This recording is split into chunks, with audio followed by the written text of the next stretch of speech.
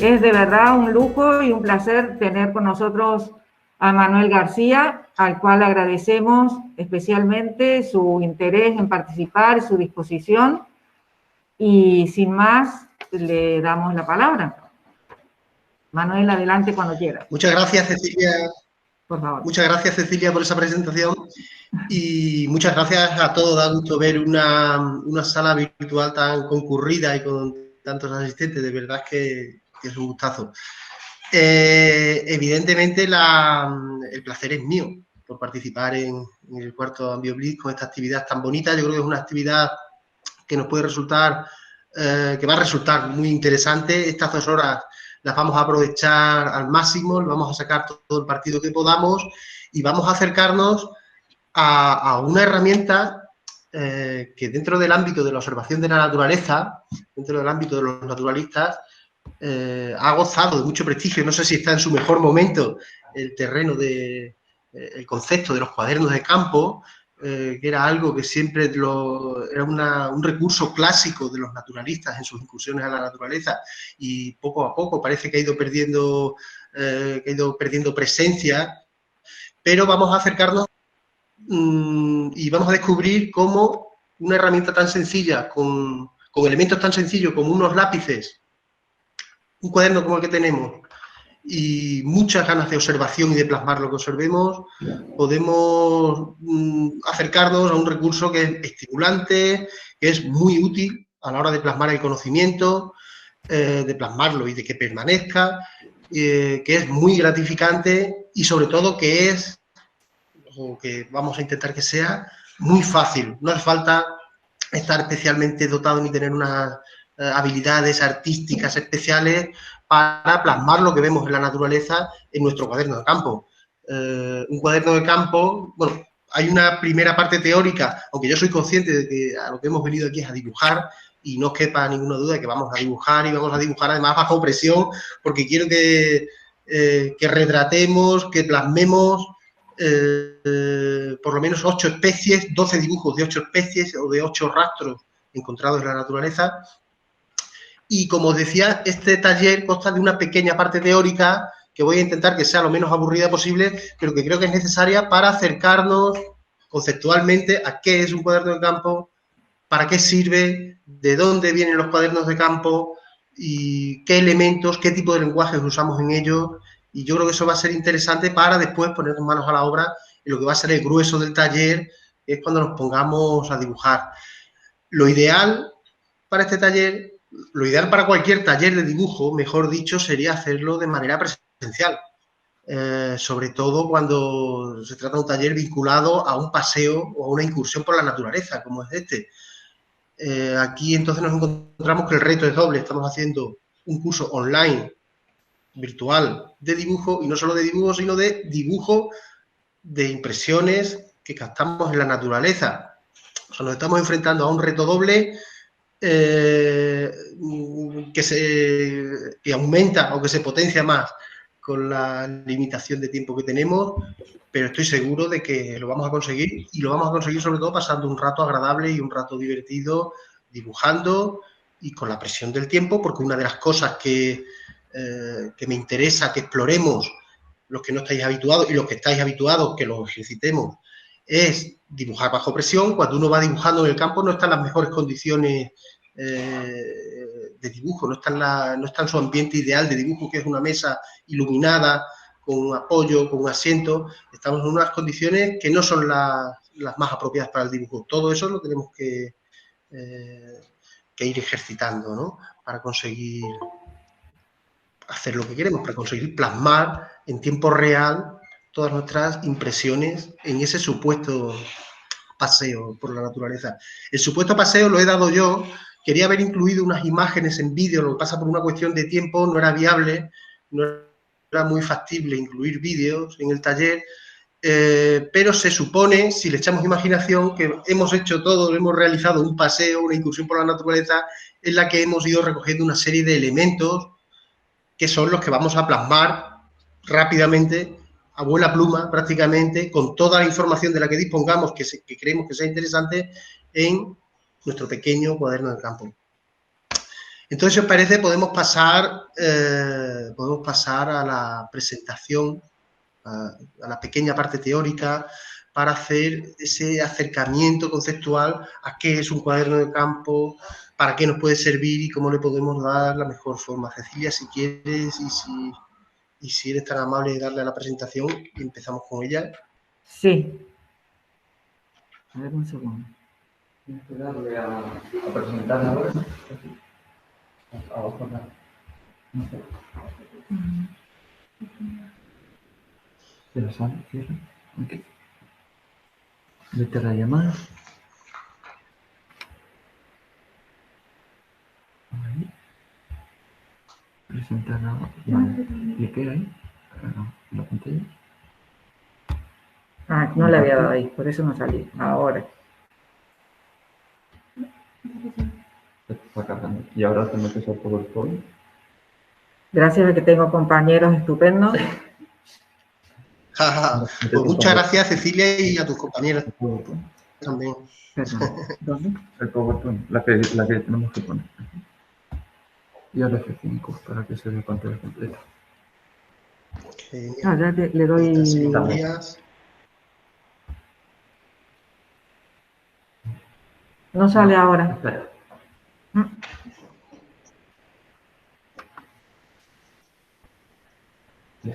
¿Ahora? ¿Sí, no? Ahora sí se ve, ¿verdad? Lo veis todos. Sí, sí, la portada, genial. Muy bien. Sí. Genial, si le das.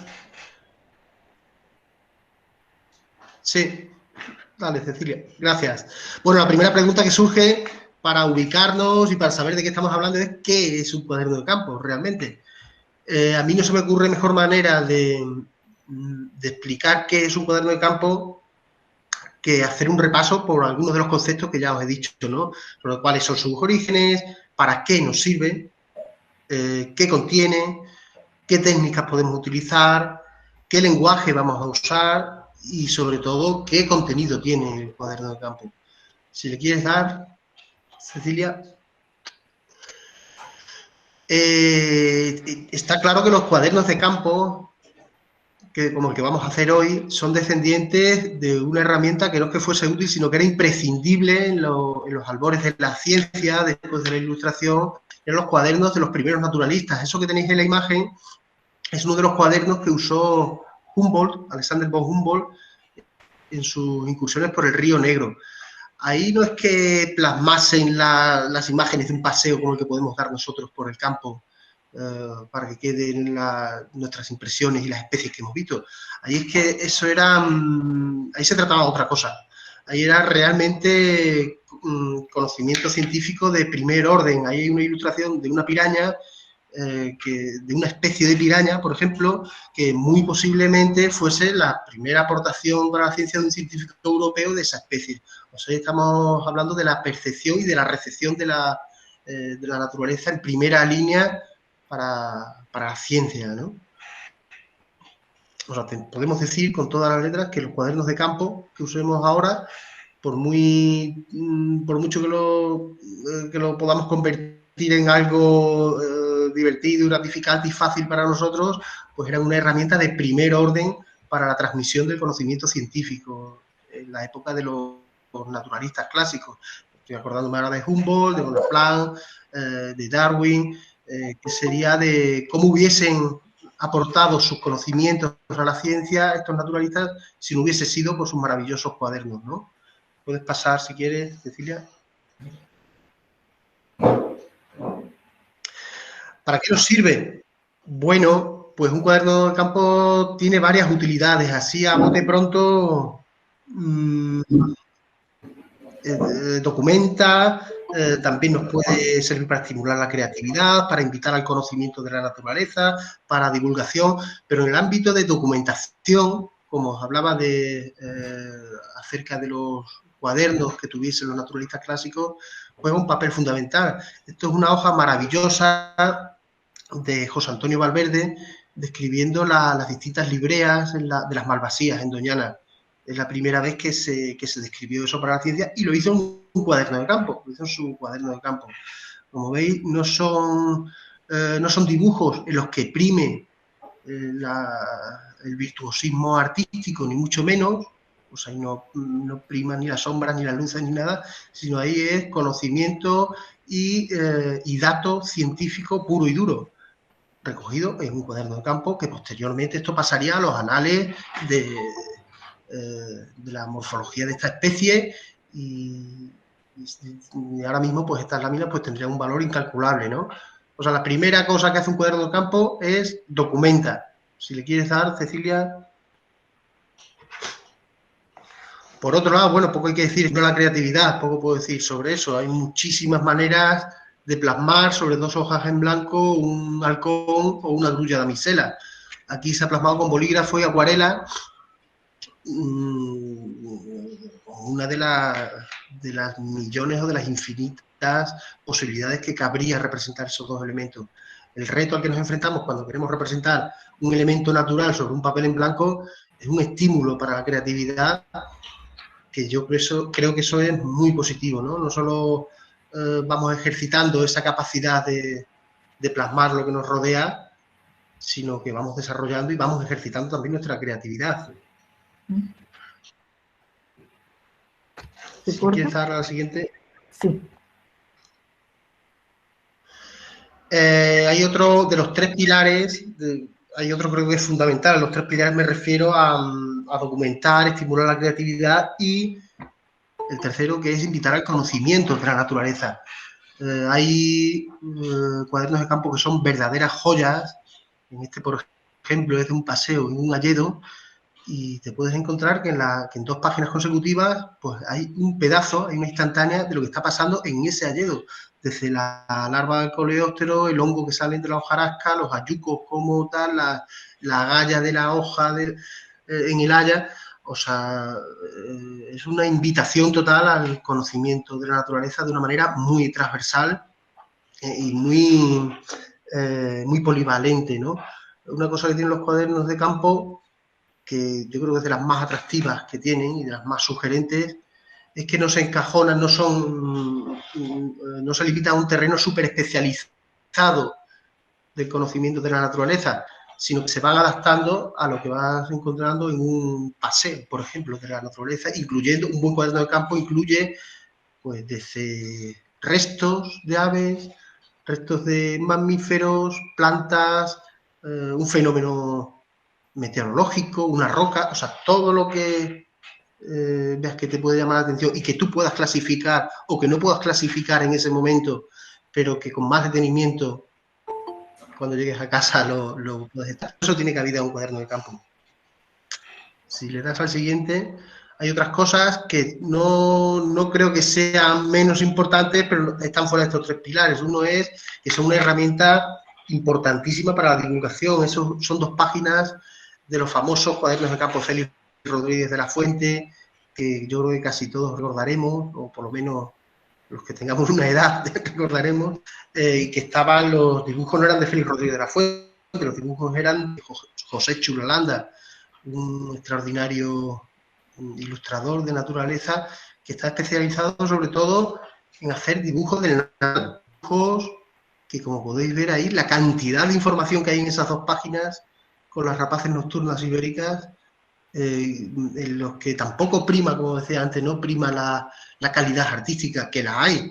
Aquí lo que prima es plasmar de manera instantánea y muy espontánea la información más representativa de cada especie y sobre todo los datos. ¿Dónde mete el hombre José Chulolanda los datos?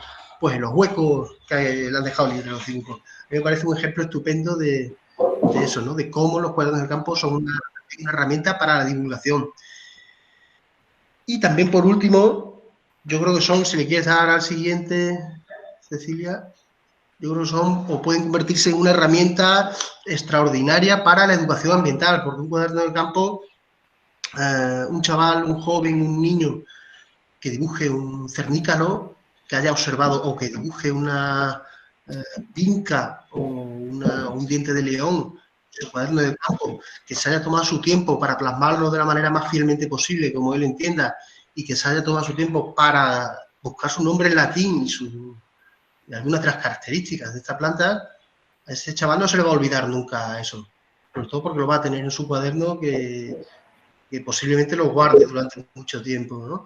Entonces yo creo que son una herramienta que puede tener muchísimo valor dentro de la educación ambiental. Hemos dicho un cuaderno de campo documenta, un cuaderno de campo estimula la creatividad, invita al conocimiento de la naturaleza, es o puede ser una buena herramienta para la divulgación y puede ser también una buena herramienta para la educación ambiental. ¿Qué más podemos pedir de una cosa tan sencilla como un cuaderno? Otra de las cosas para definir bien qué es un cuaderno de campo es las técnicas. ¿Qué técnicas? Si le quieres dar hacia adelante, las técnicas, bueno, van desde acuarelas o pinturas. Son elementos que normalmente, aunque hay kit de acuarelas y de pinturas que te puedes llevar al campo, pero son técnicas que están limitadas a un cuaderno de campo de estudio. Tú bocetas, realizas unos bocetos previos en la naturaleza y ya en el estudio o en casa tranquilamente los acabas. Hay otras técnicas más de abuela pluma, si quieres dar, Cecilia, como esta, que está hecha a bolígrafo negro, tiene un poco de lápiz, pero está sobre una colonia de formes, de hormigas forestales, y está hecho completamente con bolígrafo negro. El bolígrafo es un elemento, yo reivindico mucho el uso del bolígrafo como herramienta de dibujo, hace ser una herramienta barata y con la que todos estamos familiarizados, es muy polivalente y es súper precisa.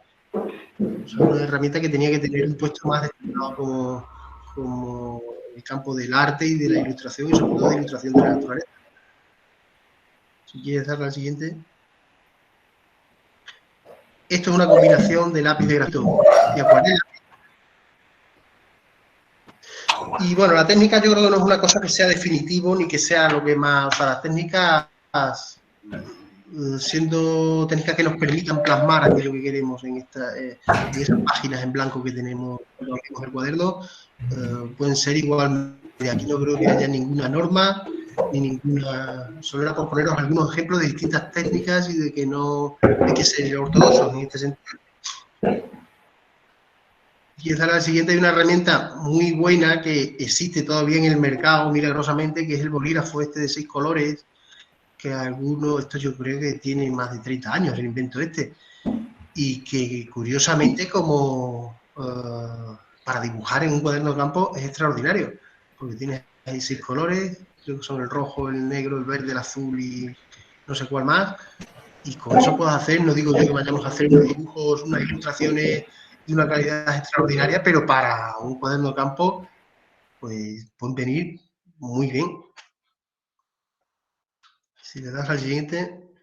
El lenguaje, bueno, el lenguaje que utilizamos para el cuaderno de campo puede ser totalmente, o totalmente no, pero casi totalmente textual, porque en un cuaderno de campo hay una combinación de ambos lenguajes, del lenguaje visual y del lenguaje textual. Y tiene que ser una combinación no solo práctica, sino que tiene que ser inteligente y que guarde la moderación, porque si nos pasamos con el lenguaje textual, aquí vemos que casi todo lo que hay en ese cuaderno es texto, caemos en el riesgo de que se convierta en un cuaderno de notas, que no es un cuaderno de campo. Dale al siguiente, si quieres. Si el lenguaje lo convertimos en totalmente visual y toda la información la reducimos a la que nos transmiten las imágenes, pues corremos el riesgo de que se convierta en un cuaderno de dibujo, que puede ser precioso, igual que un cuaderno de notas puede ser maravilloso por la información que contenga, y un cuaderno de dibujo puede ser maravilloso por sus ilustraciones, pero no estaríamos hablando en el sentido estricto de cuadernos de campo. El cuaderno de campo tiene que tener una mezcla inteligente de ambos tipos de información visual y de información textual. El contenido, bueno, aunque ya os dije que lo bonito, lo más sugerente de muchos cuadernos de campo son su transversalidad, la diversidad de cosas que pueden tener, como el que vamos a hacer hoy. No se trata en la mayoría de los casos, de cuadernos de campo especializados en un ámbito muy concreto, como este. Este está especializado en distintos frutos del bosque, del matorral mediterráneo. Aquí sí vemos un cierto grado de especialización. Si le das al siguiente,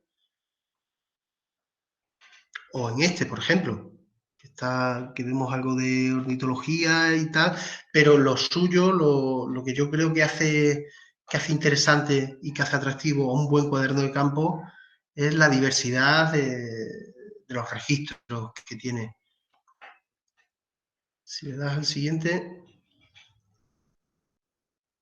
aquí, por ejemplo, tenemos una fotografía, una instantánea en formato cuaderno de campo de un paseo por un castañar. Vemos las imágenes del ambiente, las imágenes de los primeros planos del castaño con sus frutos, vemos el aliso, vemos un martinete, vemos cantidad de información sobre el paisaje. Eso yo creo que es el arquetipo de un buen cuaderno de campo. Recoge mucho tipo de información muy variada y que además de ser muy gratificante puede ser muy útil en un momento dado, porque no olvidemos que toda esta información que estamos cogiendo la estamos recogiendo con la fecha, con el lugar, con todos los datos, y eso puede ser una información que nos aporte, que nos sea de mucha utilidad en un futuro, ¿no? Si quieres dar al siguiente. Bueno, pues esta foto simplemente para decir que empezamos el paseo virtual, porque ya está bien tanta teoría que aquí llevamos ya media hora hablando y a lo que hemos venido es a dibujar, a dibujar, y entonces todos tenemos el cuaderno en la mano, todos tenemos en el correo que os llegaría ayer o hoy,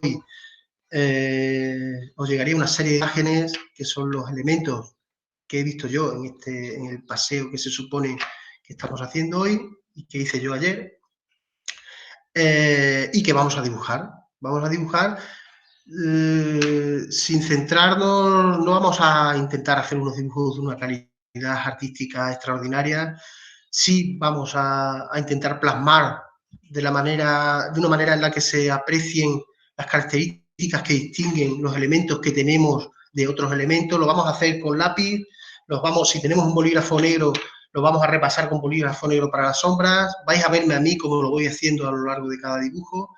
Y si tenemos lápices de colores, que os llegaría en el correo de ayer también la indicación esa, si tenéis algunos lápices de colores, no hace falta que sean de ninguna marca en especial, ni de nada, los lápices más corrientes que tengáis por ahí a mano. Uy, dice en el chat Antonio Fernández que no tiene ningún correo con imágenes. No sé. Pues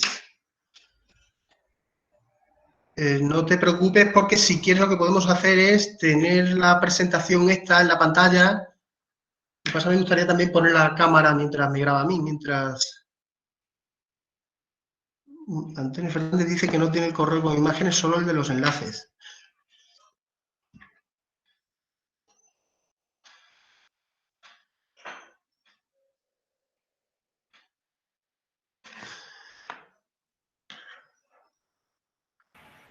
Sí, pues si quieres darle la siguiente imagen del árbol, enviar la información que falta a algunos, a Antonia en particular. Compartir su correo en el chat. Toñi, por favor, déjanos tu correo en el chat y te enviamos esa información.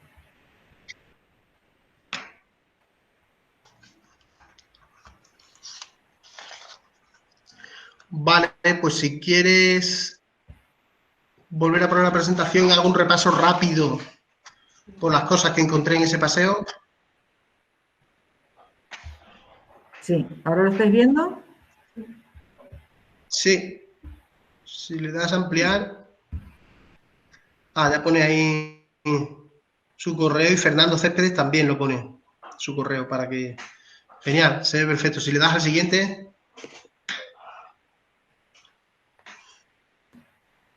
Esto es un almez. Vamos a dibujar un almez. Si le das al siguiente.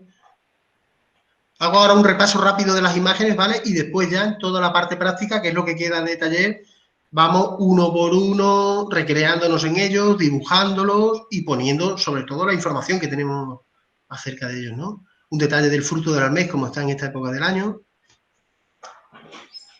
Almez o latonero, como lo llaman en algunos sitios. Si le das al siguiente.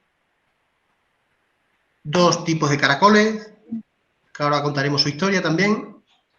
Dos especies, más que tipos, dos especies de caracoles.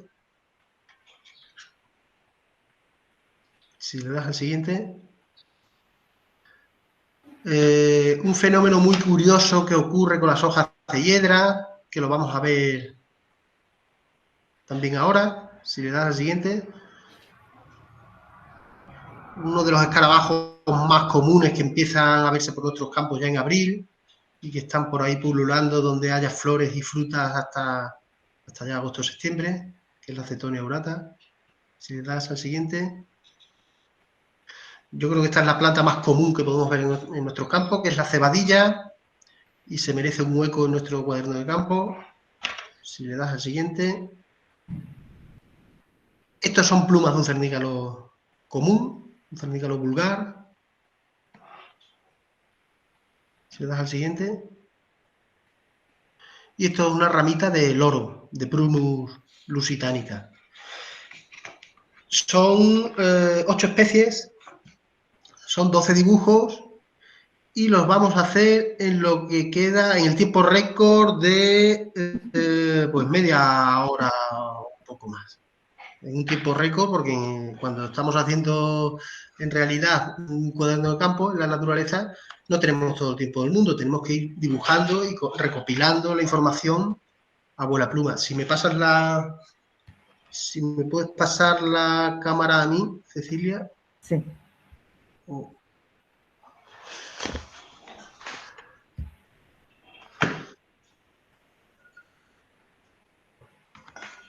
¿Ahora? ¿Se me ve? Ahora te estamos viendo perfectamente. Bueno, tenemos lo fundamental, que es un cuaderno en blanco como este o parecido a este. Tenemos un lápiz con esto y con los elementos que he recogido. Lo bueno sería que estuviésemos todos en el campo, como he dicho.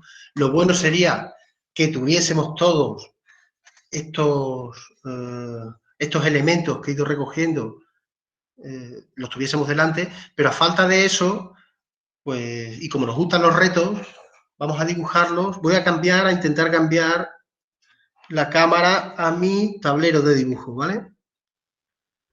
Y así vais a ir viendo cómo voy dibujando. Vamos a empezar con el latonero, con el almez.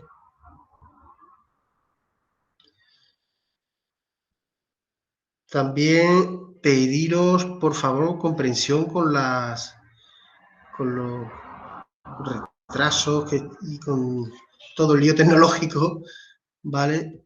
Y agradeceros la comprensión. A ver, yo creo que ahora, tarde o temprano, se tendría que ver mi tablero de dibujo. ¿Lo veis? Ah, genial. Perfecto. Bueno, genial. Pues yo creo que si tenéis las imágenes delante, las imágenes que se os han mandado y a los que se os han mandado ahora también espero que las tengáis. Hay dos de ellas que son relativas al almez. Una es la de un primer plano de las hojas con los frutos, estos frutitos que tienen, así es tal y como están en esta época. Después se van poniendo negros a medida que van madurando, se van poniendo oscuros. Y otro es con el porte general del árbol. A mí me gustaría que hiciésemos, que dedicásemos una página. Bueno, lo primero que vamos a poner, que es obligatorio, es dónde empezamos nuestro cuaderno de campo y la fecha. Hoy es 16 de abril, el mes más bonito del año de 2021. ¿Y estamos, en qué territorio estamos? Pues estamos en el taller virtual de la UAC, por ejemplo.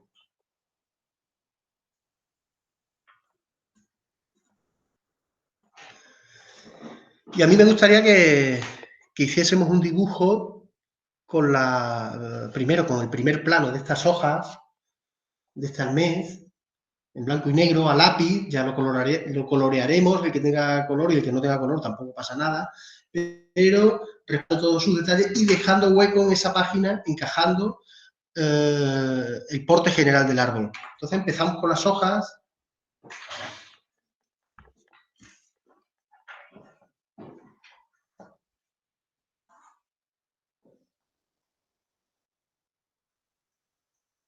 Tenemos que dejar también, sin que sea prioritario obsesionarnos ahora con dejar hueco para el texto, pero tenemos que tener en cuenta que no puede ocupar toda la página el dibujo.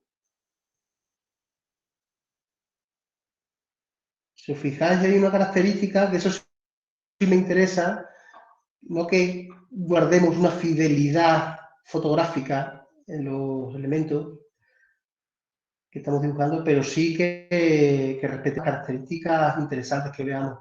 Una característica es que las hojas son asimétricas, tienen el limbo asimétrico y son muy acuminadas. Y sobre todo el borde también aserrado que tienen, ¿no?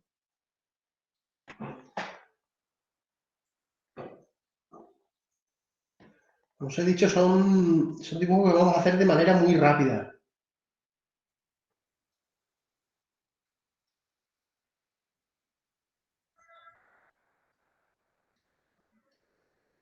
Sí me interesa a lo mejor también hacer referencia a estas nerviaciones tan características que tiene la hoja del arnés.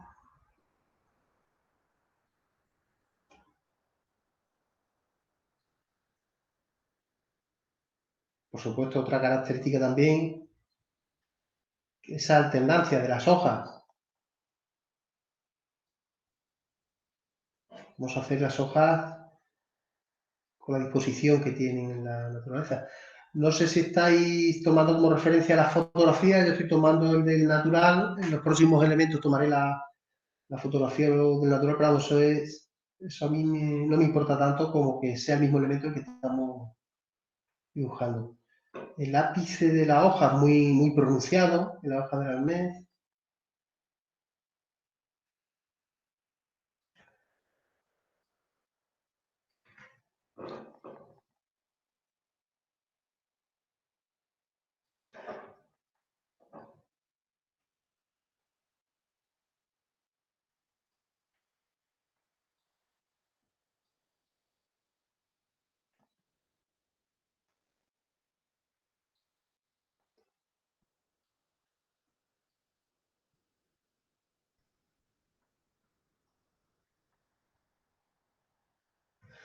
Ahí las flores de este árbol y por tanto los frutos aparecen en las axilas de las hojas. Tienen un pedúnculo muy largo, como podéis apreciar, y tiene una forma esférica. Es una especie que facilita, es más bien fácil, no entraña demasiada dificultad, ¿no? Es importante que el lápiz esté bien afiladito para hacer los detalles.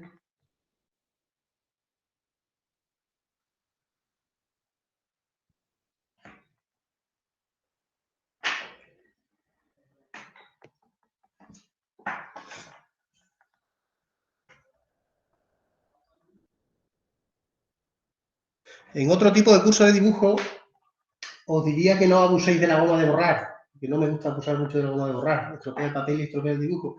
Pero en un dibujo de estas características, que es un dibujo a buenas plumas, más espontáneo, pues no pasa nada porque eliminéis algunas líneas con la goma de borrar.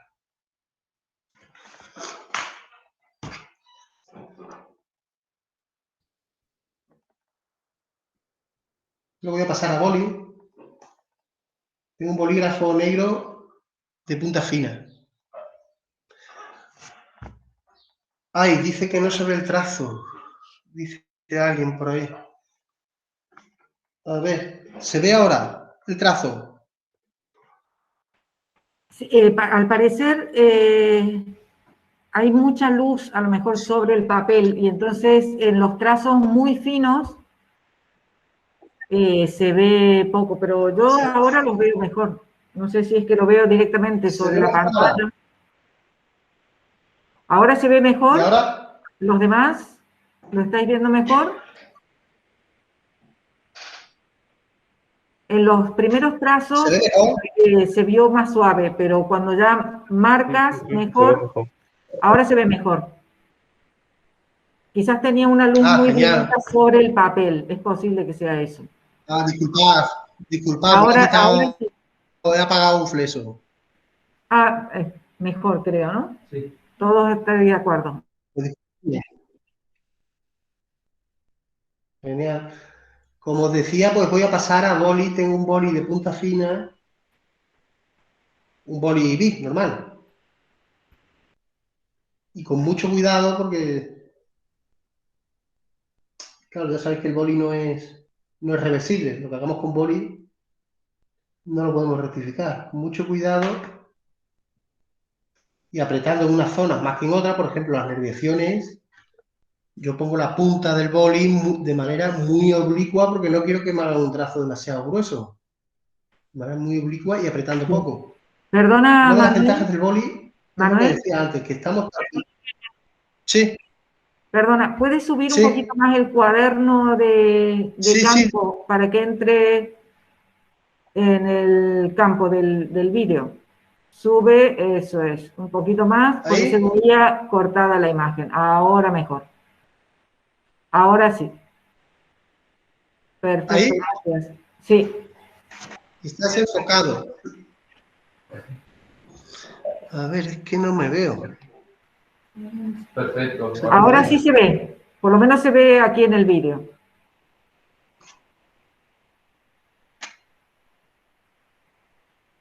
Yo no sé por qué no me veo, no sé cuál es la imagen que tengo y entonces no...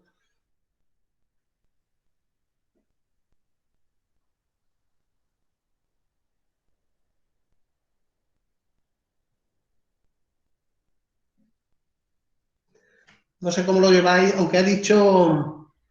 Cecilia dijo al principio que cualquier pregunta para contestar al final y tal, si hay alguna pregunta sobre lo que estamos haciendo ahora mismo, pues no dudéis en hacerla y la vamos contestando. Lo hacéis por el chat.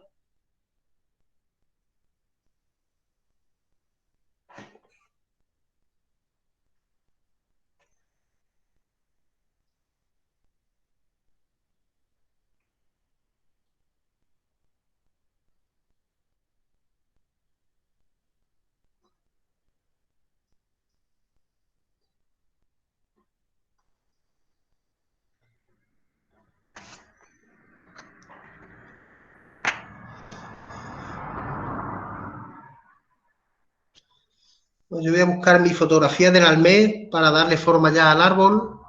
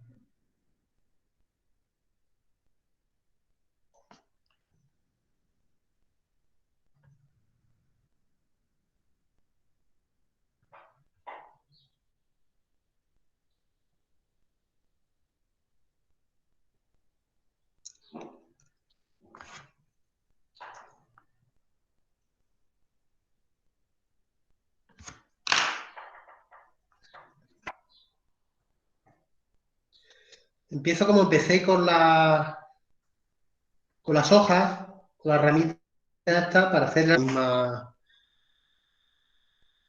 siguiendo la misma pauta.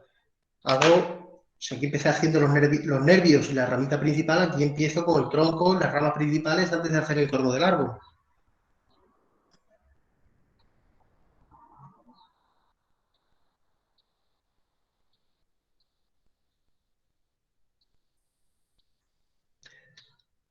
os digo lo mismo con la silueta del árbol, o sea, con la figura del árbol, que no hace falta que sea una imagen fotográfica, una copia fidedigna totalmente de la que tenéis ahí, solo con que plasméis las características principales que estáis viendo en la fotografía y que distingue el árbol de otro tipo de especie.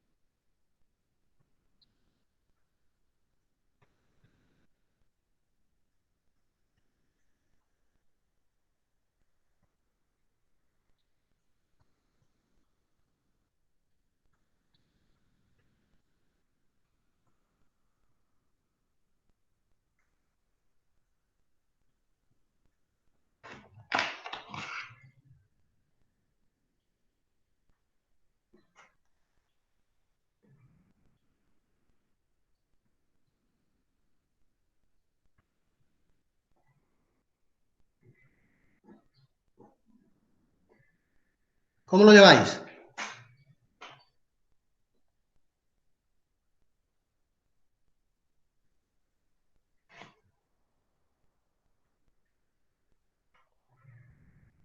Yo he hecho la... Ah, bien, genial. Creo que bien. Bien. Ahí vamos. Bien, genial. Yo he hecho el encuadre este, el encaje este de la página, poniendo a la derecha la hoja y aquí en la parte superior izquierda el árbol.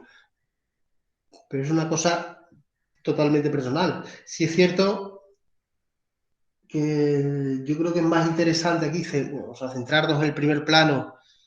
Puedes girar un poco, dice Melanie que gire un poco, pero ¿hacia dónde?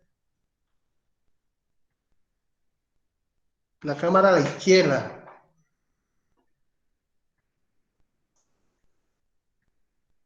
Ahí. Ah, ahí. No sé si veis bien el árbol ahora. Sí, ahora está más Genial. centrado en el campo, un poco más, sí. Creo que se ve mejor ahí, ¿verdad? Sí.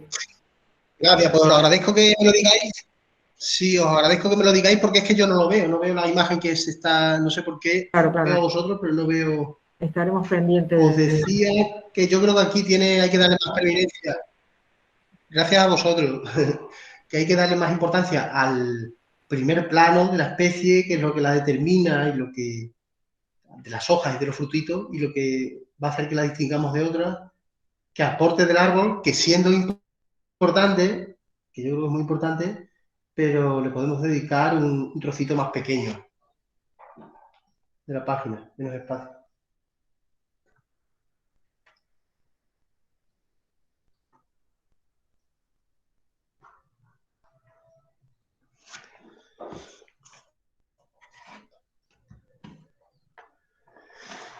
Bueno, no sé, todos conoceréis el árbol este, ¿no? El almez, el Celtis australis.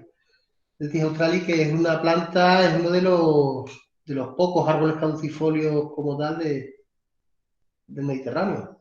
Bueno, hay muchos árboles caducifolios, pero de los que llegan a formar, en algunas zonas llegan a formar el único bosque caducifolio mediterráneo, que es son los bosques de almeces, como los de los Arribes del Tajo, por ejemplo, ¿no?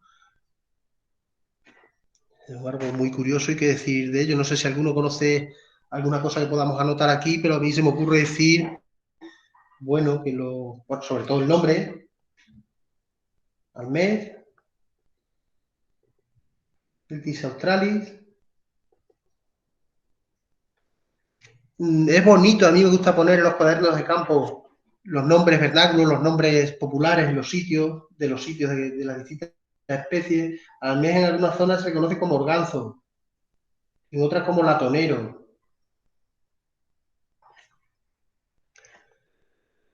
Antiguamente parece ser que sus frutitos verdes que se cogían en esta época se usaban, porque ya sabes que cuando maduran se comen, tienen poquísima chicha, poca carne, pero son comestibles, son dulces. Pero cuando están verdes, como la fase en la que están ahora, se cogían y se usaban como para la disentería, como un remedio, una de las propiedades medicinales que tiene esta planta. Y después en algunas zonas, en algunas marcas de España, las ramas las usaban para hacer aperos de labranza y horcas y cosas de estas. Así que este tipo de cosas, eso por ejemplo lo voy a poner por aquí, sus frutos.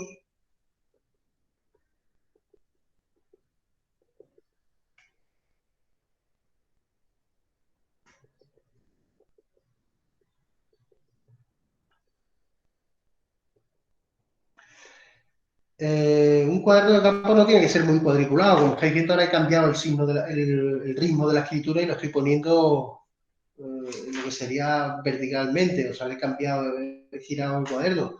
No tiene por qué ser cuadriculado un cuaderno de campo.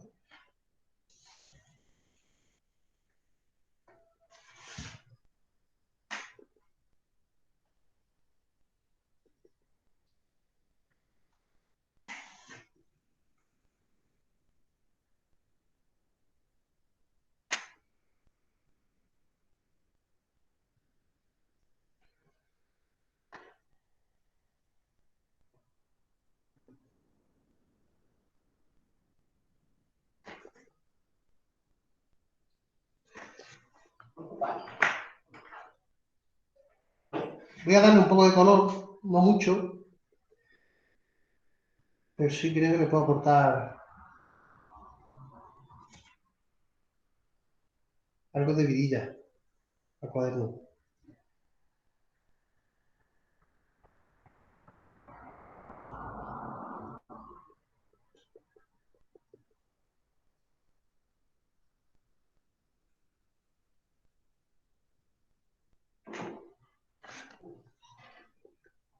Ah, mira, me pregunta Dina cuáles son sus frutos. Sus frutos son estos,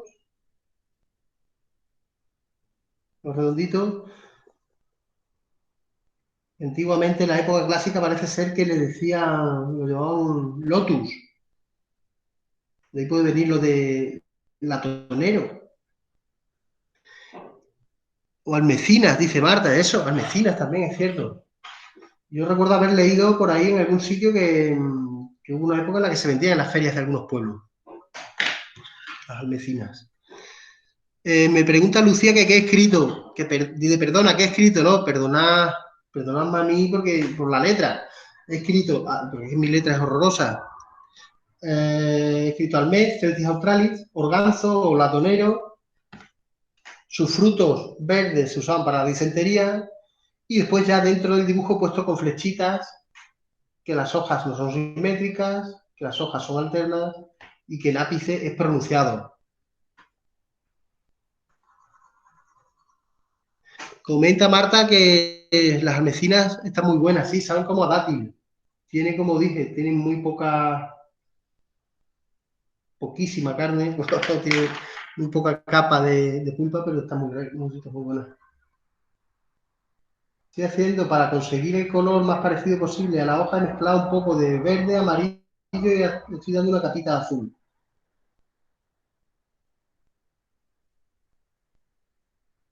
Pero vamos, ya os digo que sin recrearnos demasiado, porque esto no estamos haciendo un curso de ilustración botánica, ni mucho menos, sino que es un curso de cuadernos de campo, y esto se supone que es un trabajo prácticamente a bola pluma.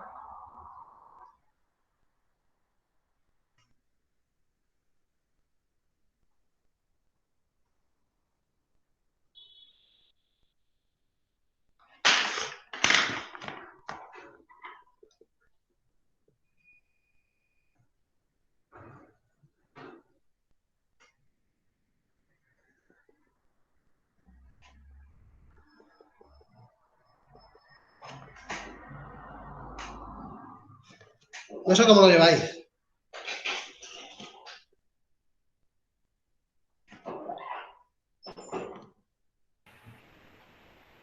Bastante bien, comenta Cristina.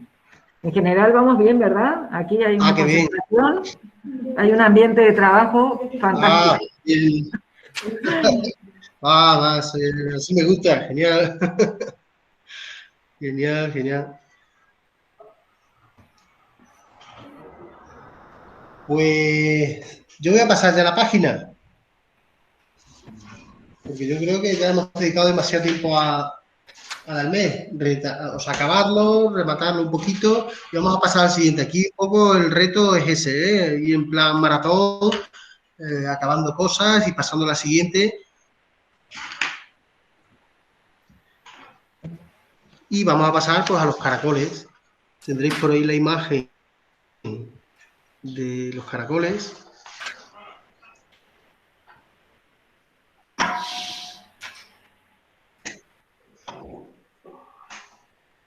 ¿Os parece bien que pasemos al siguiente? Si hay alguien que a lo Sí, mejor que necesita aquí unos están todos segundos o lo que sea. preparados. Imagino que en casa también. Qué bien, Sí, dicen que sí, qué sí, sí bien, qué bien. pasa. Vamos. Sí, sí, sí. Genial. Pues Fenomenal. mira, vamos a hacer los dos caracoles que tengo ahí. Son dos caracoles que encontré ayer, dos conchas de caracoles, mejor dicho. Mira, aquí las tengo. No sé si las veis. Yo creo, no estoy seguro, no sé si hay algún experto en gasterópodos aquí, pero yo creo que esto es una otala, no sé si es otala láctea o otala puntata, y esto estoy casi seguro que es un hélice aspersa, un caracol de huerta, corriente y moliente. Posiblemente, por estar donde estaban, bueno, puede ser que se hayan muerto por cualquier cosa, ¿no? Pero posiblemente ya han sido predados por mirlos, porque estaban en una zona con mucho mirlo. Y ya sabéis que esta es la comida, una de las comidas favoritas de los mirlos, que algunos tienen una técnica muy curiosa para comerse, lo que es lo cogen con el pico y le dan varios golpes hasta que sale lo que es la parte carnosa del animal y dejan la concha tal cual vacía. Entonces, especulaciones aparte, tenemos aquí dos conchas que las tenéis ahí fotografiadas en la imagen que supongo que tendréis y las vamos a... Yo voy a coger un trocito porque esta página la voy a usar para más cosas, no solo para los caracoles. Se la voy a dedicar a los caracoles y al próximo elemento. Entonces, voy a dibujar los caracoles. En una de las... Yo voy a coger la parte, el cuarto superior izquierdo de la página, ¿vale? Empezando, lo voy a poner en el orden que lo tenéis vosotros, que es este, la otala, no sé si es láctea o puntata. Si hay alguien que lo sepa, que lo ponga por el chat, porfa. Si hay alguien que controle del limaco.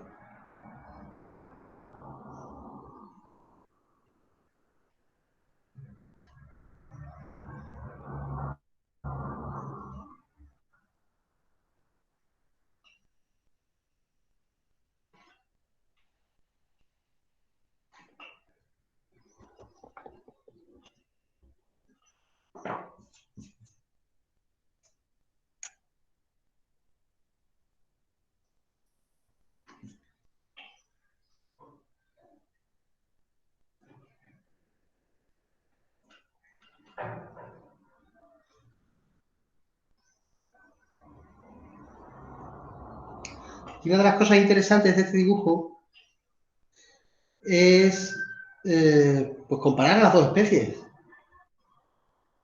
Así que nos vamos a centrar en la forma de la concha, sobre todo en la forma del reborde, que en uno de ellos es cóncavo y en otro no tanto. Y vamos a remarcar sobre todo el diseño de los puntitos y de las líneas que tienen en la concha.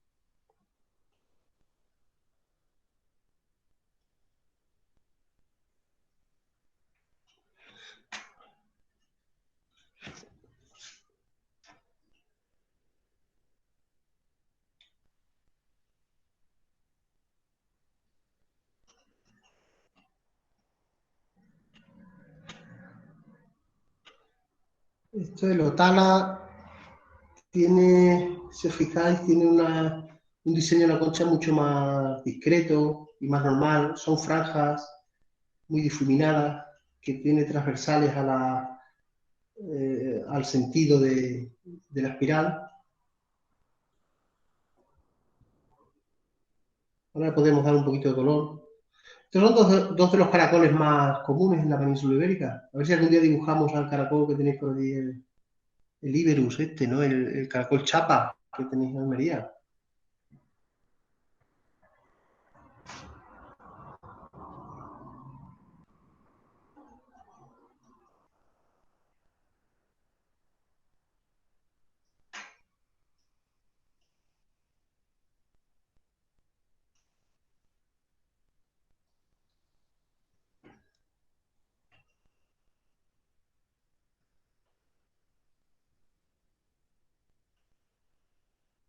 El Helix aspersa, aparte de tener el borde distinto, si os fijáis, tiene unas franjas longitudinales en el diseño que vamos a intentar plasmarlas.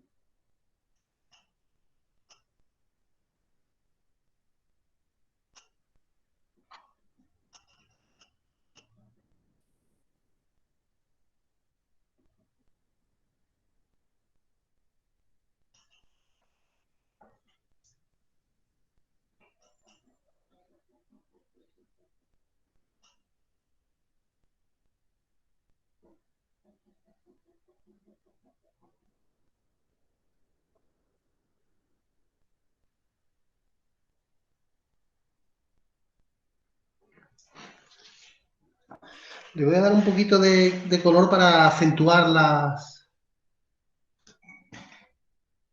partes del diseño de la concha.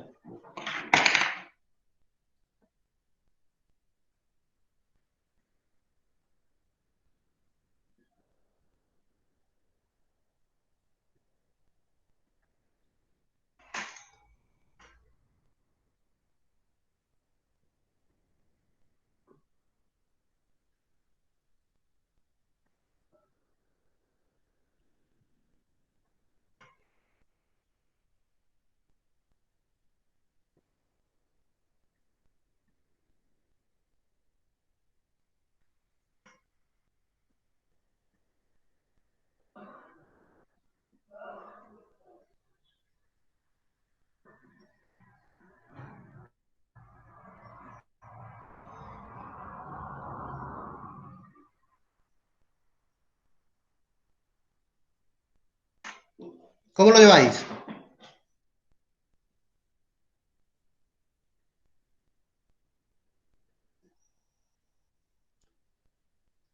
Ah, genial. Todos bien. Bien, parece que muy bien.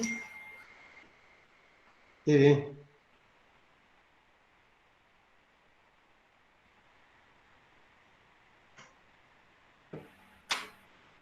Los caracoles han salido un poco mal.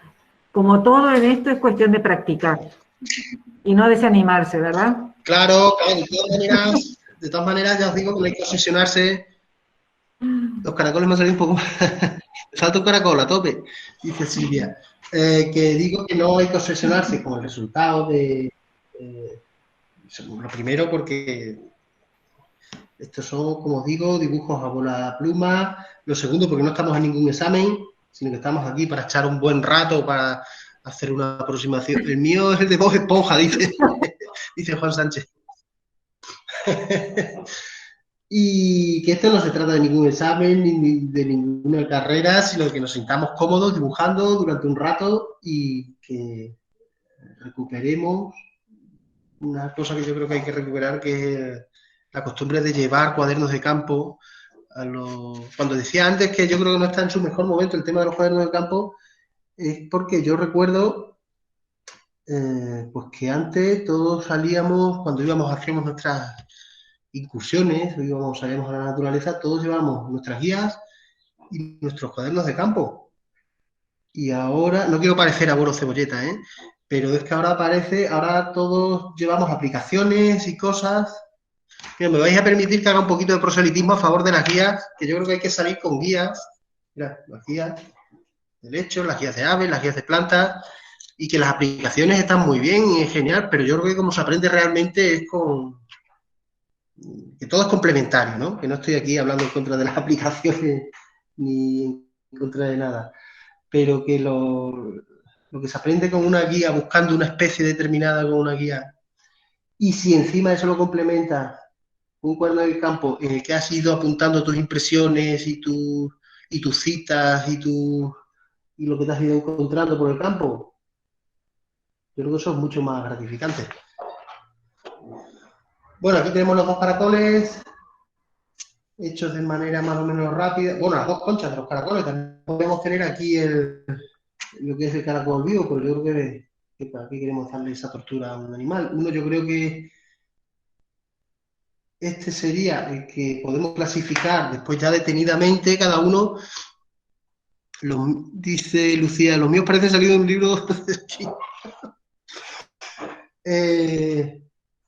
que tranquilamente lo podemos buscar la identificación, pero en un principio, aunque pongamos en cuarentena el dato, yo creo que este primero es un Otala láctea y el segundo estoy casi seguro de que es un caracol de huerta, el caracol normal, el caracol mediterráneo gordo de toda la vida, que es el Helix aspersa.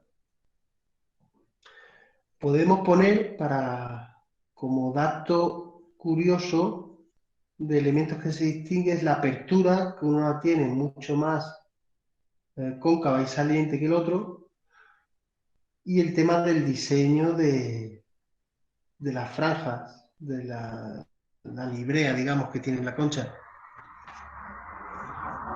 Yo creo que esto nos puede quedar una representación muy, muy visual de las 2 especies, de las 2 conchas que hemos encontrado en ese supuesto paseo que hemos hecho. ¿Queréis, os parece, no sé cómo lleváis los caracoles, pero os parece que pasemos al siguiente elemento? ¿Cuál es la primera concha? Dice Ana. Yo creo que es Otala láctea, aunque puede ser también Otala punctata. He puesto Otala láctea. Si alguien lo sabe, si alguien tiene más conocimiento de gasterópodos, sería genial que lo pusiese. De todas maneras, esto es un cuaderno de campo, no es una tesis doctoral. O sea, podemos poner el nombre la hipótesis que tenemos y no pasa nada si nos equivocamos. Bueno, pues si os parece vamos a pasar al siguiente. O sea, os digo una cosa con el tema de las prisas, O sea, si hay alguien que no ha acabado, no pasa nada, puede o dejarlo a medias o seguir trabajando en él, que ya, como digo, esto no es un examen, ni muchísimo menos, sino se trata de que estemos echando un rato agradable dibujando un cuaderno de campo. Pero me gusta también estar sometidos un poco a la presión esa de, en el poco tiempo dibujar las 8 especies sin recrearnos, o sea, ciñéndonos al tiempo, pero sin extendernos demasiado en los detalles. Entonces pasamos al siguiente, que es muy curioso el salto léxico, porque pasamos de un Helix, uno de los caracoles, a la hiedra, que es otra Helix, que es Hedera Helix. Helix, como sabéis, en latín es hélice, entonces pues el caracol es obvio a qué hace referencia cuando lo mencionan como Helix, y en la hiedra pues también es obvio, ¿no? Porque va trepando de forma helicoidal algunas veces sobre aunque yo creo que no es la trepadora que más tenga ese tipo de trepar, que más trepe sobre los árboles de manera helicoidal, ¿no? Sino que va de forma recta con las raicillas esas que tiene. El caso es que es hélix, igual que el caracol. Entonces hay una cosa muy curiosa con las hiedras. Si tenéis la imagen de las dos hojas, por aquí tenía yo las dos hojas también. Fijaos la diferencia entre una rama trepadora, una hoja cogida de una rama trepadora de hiedra, que es esta, pentalobulada, tiene sus cinco ápices, una hoja típica de hiedra. Fijaros, esta otra hoja es de la misma planta, exactamente de la misma planta, de la misma especie, del mismo espécimen, pero distinta. Es un limbo con una forma totalmente distinta. Esta primera es de la planta en la fase trepadora, en la que no echa flores, y esta segunda es de la planta en su estado adulto, cuando se supone que alcanza la copa de los árboles, ya le da el sol y empieza a florecer y empieza a fructificar, que tiene unos tallos totalmente distintos. Y a ver, aquí tengo para que lo veáis una rama de hiedra trepadora, en su fase normal trepadora, la fase juvenil, que es una planta muy poco leñosa, muy voluble. Y aquí tengo una rama de esa misma planta, pero en su fase adulta, mucho menos voluble, es más leñosa y tiene la hoja totalmente distinta, que podríamos decir que es casi de otra especie, ¿no? De otra planta. Entonces yo creo que eso es un hecho tan... Bueno, y aquí tengo una hoja intermedia, con tres... Aquí tenemos las tres fases, con cinco, con tres y con un ápice.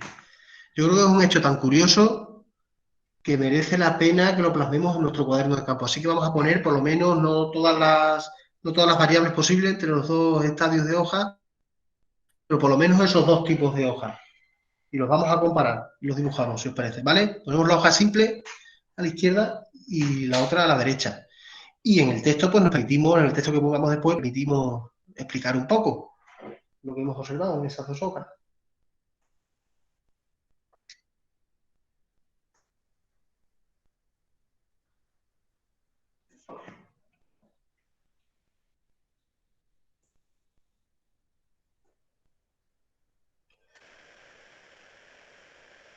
Si os fijáis, una cosa que hago siempre cuando dibujo una hoja y que me facilita mucho es dibujar primero el eje central. Eso me permite mucho las proporciones.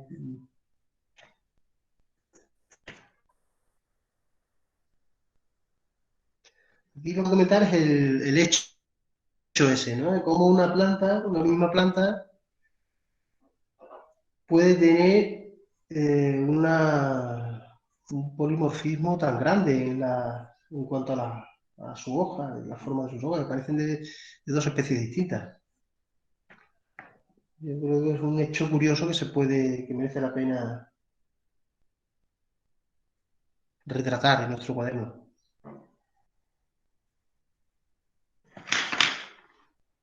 La primera hoja es súper fácil, no tiene más que decir, ¿no? La primera hoja es una hoja que no entraría en ninguna dificultad. Una hoja fácil.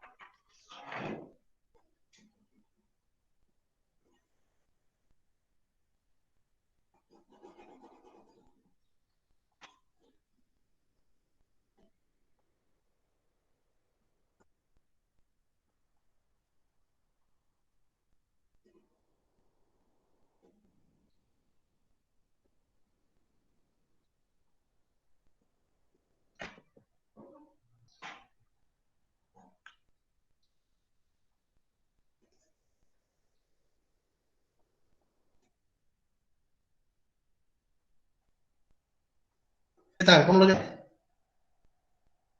¿Alguno tiene alguna duda, alguna cosa que comentar?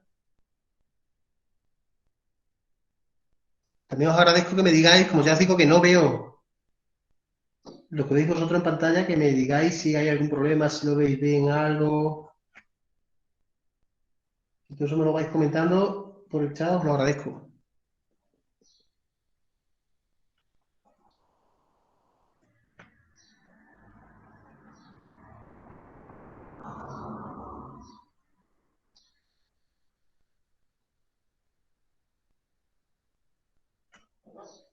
Ah, se ve bien, dice Silvia.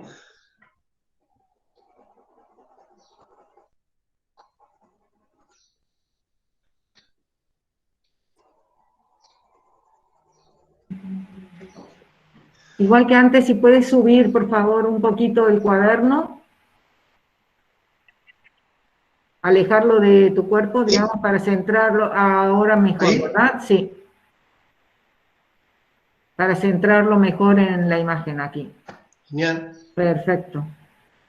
Perfecto, gracias. Ahí lo veis bien, ¿no? Se ve muy bien. Genial. Nada, vosotros. Yo voy más lento. Ah, qué bien.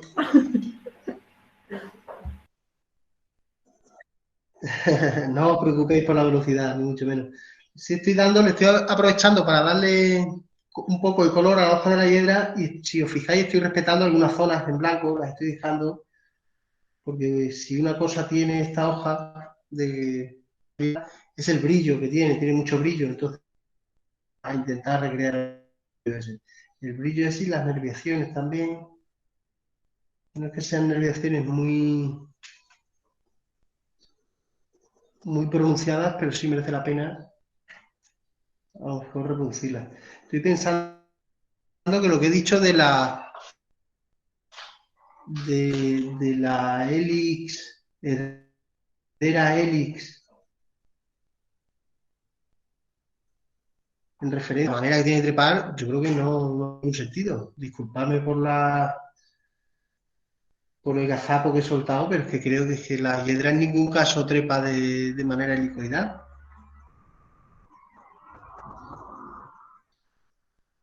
Si hay alguien que sepa de dónde viene la Helix de la Hedera, que lo cuente, nos lo cuente y sería genial. Y si no, pues ya tenemos deberes para después del taller. Buscarlo.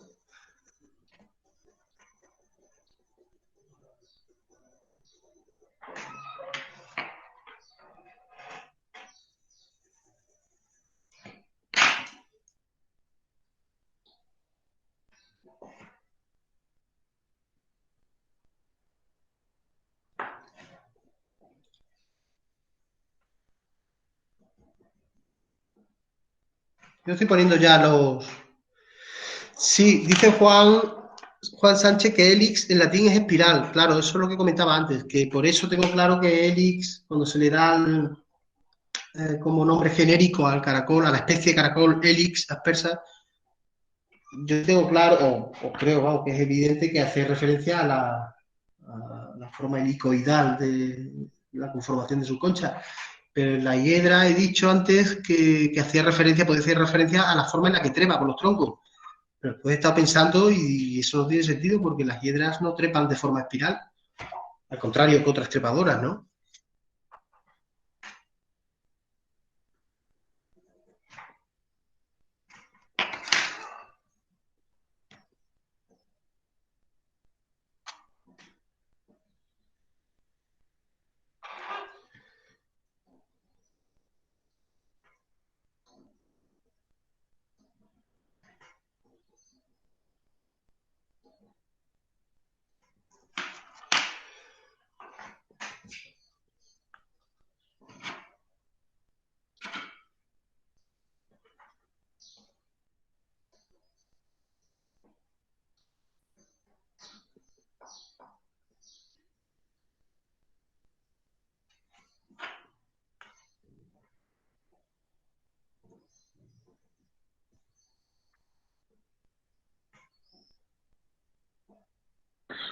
Una cosilla.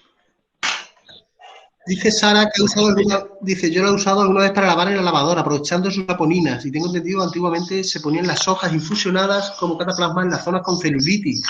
Ah, qué bueno. Qué bueno. Pues muchas gracias por la aportación. Perdone, Pues eso lo podemos poner en el cuaderno de campo. Yo lo que...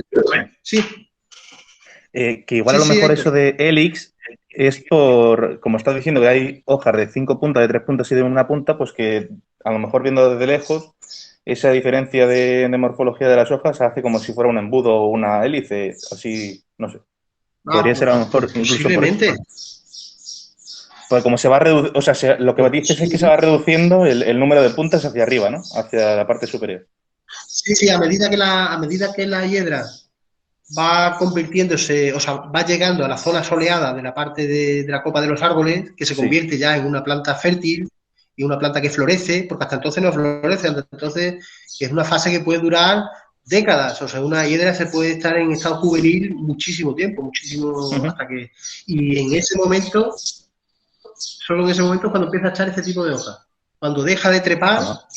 y cuando empieza a echar estas ramas que ya no tienen raicillas, ya no trepan, sino ya tiene más bien porte de arbusto sí, de arbusto. Y entonces es cuando tiene las hojas con una... O sea, muy interesante lo que comentas, a lo mejor es por eso. Es que como se ve que la disposición es tipo así también helicoidal en el tallo, pues igual sí que parece como esa apariencia de que cada vez va siendo más pequeña la hoja. No sé. Ha sido una locura mía de la así instantánea, pero bueno. Voy a cortar el micro, Sí, que pues no lo quiero mismo. molestar. Sí, no, gracias. Gracias, Héctor. Y lo de Sara yo lo voy a poner. Que, bueno, aquí he puesto que Hedera helix. Voy a poner que de dónde viene la helix para buscarlo. Una interrogación. La primera hoja que he dibujado es la forma adulta, la segunda es la forma joven.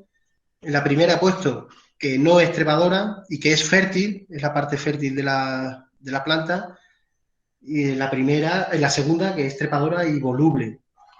También voy a poner que se puede usar por sus aponinas.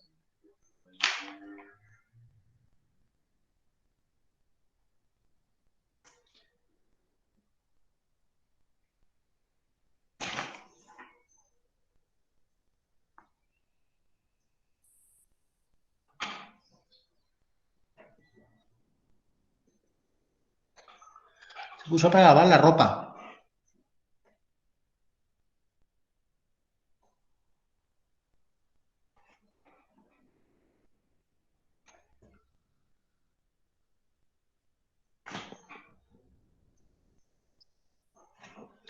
Un cataplasma para la celulitis. Muchas gracias por el dato, Sara. Todo lo que pongamos aquí, información que nos resulte interesante. No os preocupéis tampoco porque, bueno, eso ya o sea, cada uno le dará su forma, su estilo y su toque personal. Pero a mí personalmente no me, no me resulta un inconveniente ni un problema el que una página o el que un cuaderno de campo entero sea un poco anárquico o un poco caótico. Un poquito de sombra.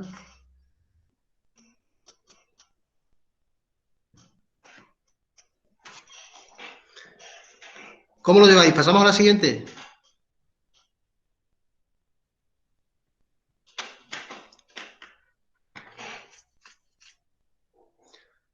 Dice Dina que sí, Nacua que sí, Cristina también que sí y Ana que genial. Pues entonces le damos la vuelta a la página. El cuaderno está que echa humo y nos vamos a ir a la cetonia. No la tengo aquí. Se podría tener también, pero no la tengo aquí. Pero la cetonia, bueno, que os voy a contar, es un escarabajo que todos conocemos, ¿no? Es uno de los escarabajos más bonitos que tenemos entre los coleópteros ibéricos. Le dicen por ahí también escarabajo joya. Se empieza a ver ahora en esta época del año. Voy a empezar como con las hojas y como con las plantas, haciendo el eje central, que es el eje entre los dos elitros. Va a estar complicado, dice Silvia, que no, Mira, lo voy a hacer, si te fijas en cómo lo voy haciendo, lo voy a hacer de la forma más sencilla posible. Voy a hacer el eje que separa los dos elitros y voy a hacer algo muy parecido a su forma global sin contar la cabeza y las patas, ¿vale? De ahí vamos a ir sacando partes. Sería algo así como esto. Pero es como no es tan complicado. Y os decía que es un escarabajo que, bueno, que todos lo conocemos porque empieza a verse ahora. Yo los vi ayer, antes de ayer, sobre las flores del majuelo y del durillo. pero a medida que van apareciendo rosas en los jardines también se les ve mucho porque se comen la parte dulce de los pétalos y de los sépalos, la que tiene un poco de néctar. Y ya en los meses de junio, julio se le ve sobre las frutas, sobre los melocotones, también son los nísperos, les gustan mucho, las nectarinas, los albaricoques, es un escarabajo amante de lo dulce y que vuela muy bien, por cierto. Y tiene ese característico color metalizado en su... todas las cetonias tienen entre los élitros el triangulito este tan característico. Lo vamos a hacer. Silvia, si sigues esta pauta, mira, yo lo que he hecho es primero hacer el eje, que me sirve para determinar las proporciones, y después he hecho lo que es la parte central del cuerpo, incluyendo el litro o abdomen y tórax. Me sale una cosa así parecida como a una patata. Y ahora ya aquí, pues le puedo meter la cabecita.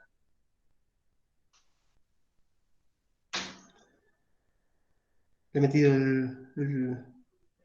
la parte esta aquí que tiene tan característica de unión. Y aquí ya puedo, pues, empezar a hacer las patas. Primero trazo una línea antes de complicarme mucho la vida. Con las piezas de las patas, trazo una línea para establecer bien la proporción que tiene el animal y no pasarme ni de tamaño ni de proporción. Y sobre todo en la situación en la que está la pata, ¿no? De dónde sale y a dónde llega en comparación con las otras.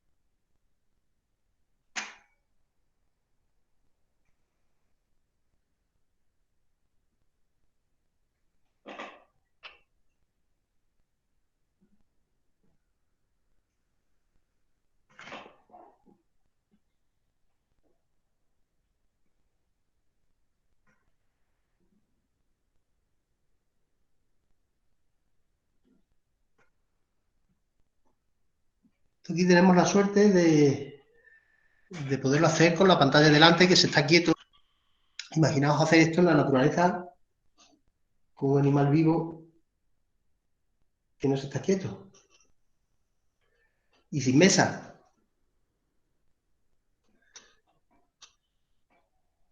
Pues un poco el reto al que os invito a todos que practiquéis, ¿no? Porque desde luego los que hayáis dibujado en la naturaleza lo sabréis y los que no, pues podréis comprobarlo que merece la pena. Es una experiencia que merece la pena y sobre todo porque es una manera muy personal y muy bonita de plasmar las cosas que vemos en la naturaleza.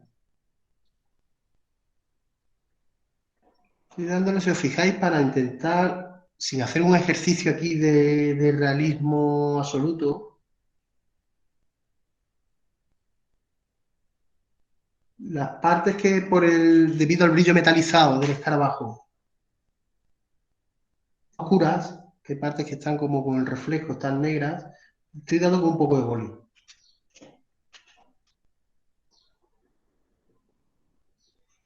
También es importante, y no me cansaré de repetirlo, que os desinhibáis porque esto no es un examen, ni va para nota, ni nada de eso. Esto es un ejercicio que a lo mejor lo más importante es eso, es desinhibirse y perderle el miedo al dibujo, que si nos equivocamos pues no pasa absolutamente nada, es un cuaderno que va a quedar para nosotros y que muchas veces parte del valor que tiene es eso, la espontaneidad y la frescura que tienen las cosas cuando se hacen así, de esta manera. tan instantánea, tan rápida.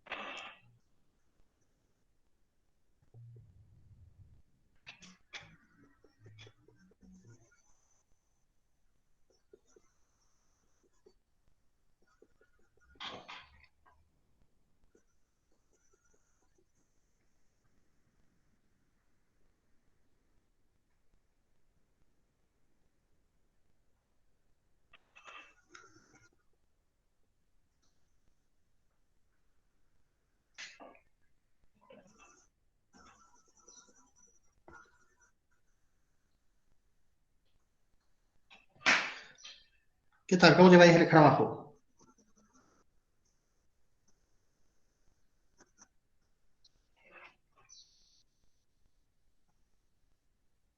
Bien, lento, pero qué bonito es, de verdad. Ah, bien, bien, Siempre vamos más lentos que tú, muy me lento parece. de lo que esperaba, bien más rápido de lo que esperaba.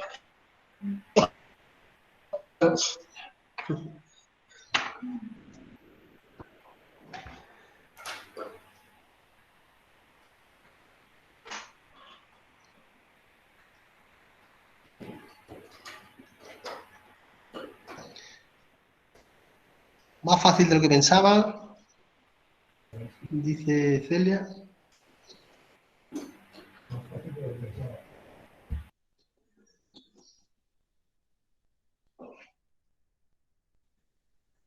Estoy dando con un poquito de grafito también para darle las zonas de sombra.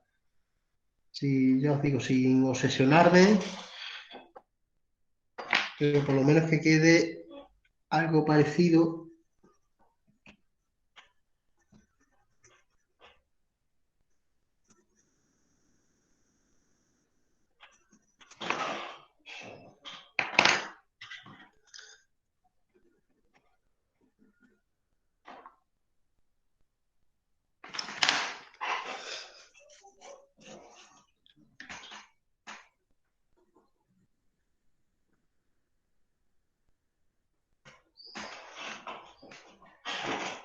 Algo súper importante, sobre todo cuando no dibujamos en escala, como es el caso. O sea, este escarabajo lo he hecho bastante más grande de su tamaño real. Es poner la escala, claro. O sea, son especímenes de la naturaleza que tenemos que poner. No es que esto sea ilustración científica, pero no está de más poner que esto tiene aproximadamente de un extremo a otro, puede tener 3 centímetros. Voy a poner ya el nombre. Cetonia aurata o cetonia dorada. Voy a poner escarabajo típico de flores y frutas.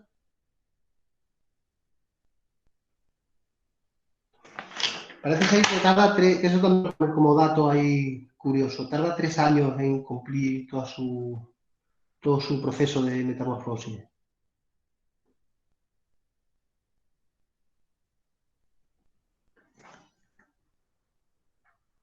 En completar.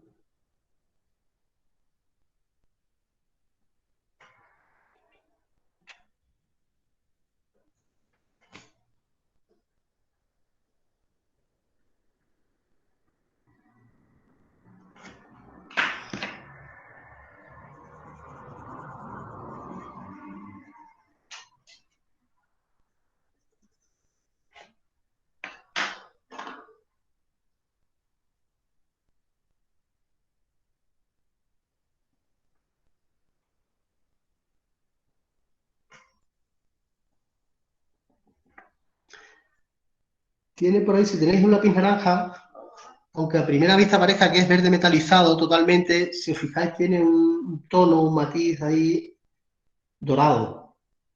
Entonces yo le estoy dando con un poquito de tono naranja.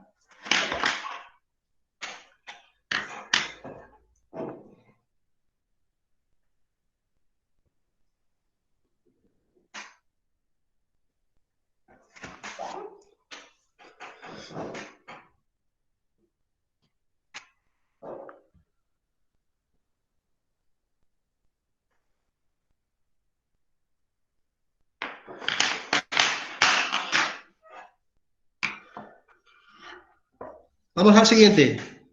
Y un poco, a ver, dice Lucía, y un poco azul en los bordes. Sí, sí, sí. Muy buena observación. Le voy a dar un poquito de azul.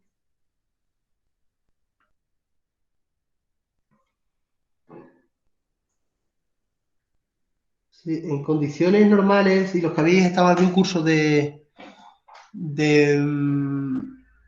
a ver, me dice Nerea que si puedo leer lo que he puesto de nuevo. Claro, ahora lo leo.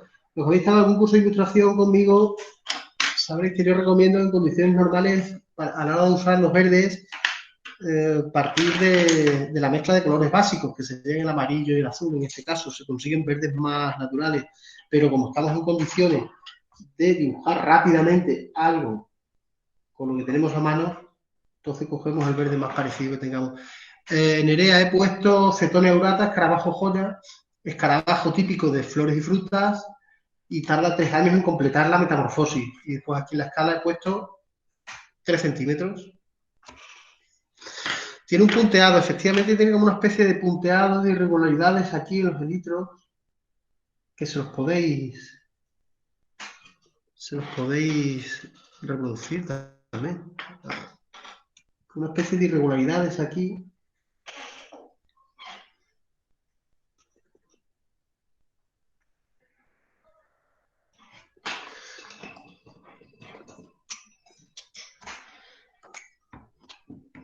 Voy a usar el boli blanco, que lo uso poco, pero para esto puede quedarle.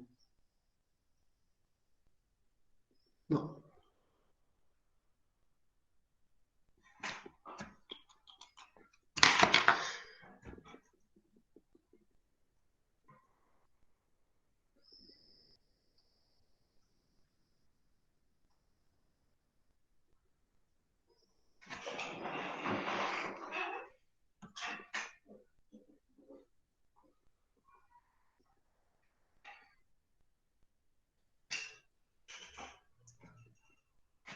Pues si queréis pasamos al siguiente elemento. No sé cómo lleváis el escarabajo, pero yo creo que el siguiente es mucho más fácil y vamos a tardar poco. ¿Os parece?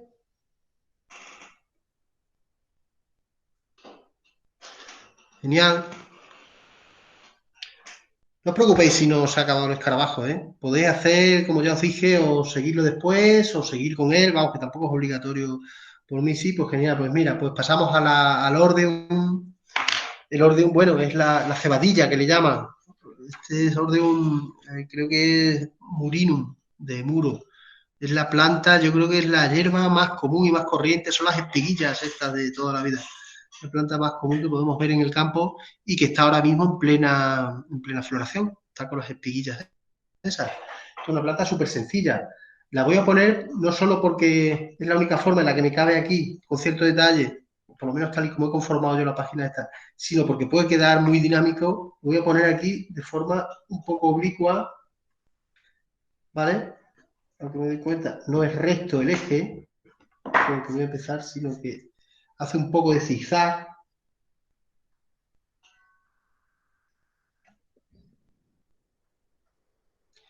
Y a partir de ahí, pues voy a sacar las hojas.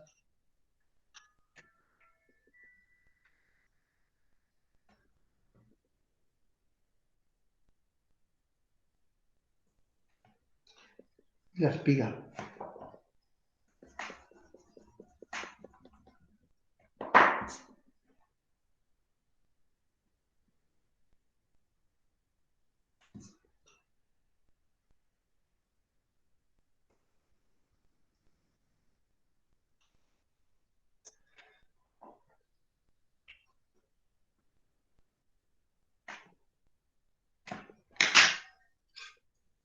Esto es muy fácil, esta planta, tiene muy poco intríngulis. Pero de todas maneras vamos a prestar atención a los detalles, como el ensanchamiento este que tiene aquí en la base. A ver, la tenía por aquí. A ver, aquí lo tenéis. Tiene un ensanchamiento en la base de la hoja, que no es la base de la hoja, porque realmente la hoja rodea el tallo en el primer tramo y a partir de determinado punto se separa de él. En el momento en el que se separa tiene un ensanchamiento. Ese tipo de cosillas, eso sí le vamos a prestar atención. Mira, aquí se ve muy bien el ensanchamiento. Entonces, a ese tipo de cosillas sí vamos a prestar atención porque son las que nos van a servir para plasmar esos caracteres que distinguen esta especie de otra, que los podemos encontrar en otro sitio.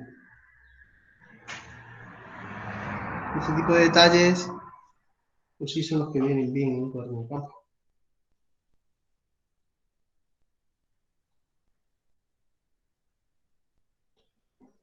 Bueno, decir de esta especie, no sé qué deciros, además de lo que os he dicho, que es una de las especies más comunes dentro de en cualquier sitio, en cualquier prado, en cualquier solar, en cualquier terreno abandonado, en cualquier lindero de camino, pues aparecerá ahí la cebadilla. Le llaman cebadilla porque es del género Ordeum, igual que la cebada.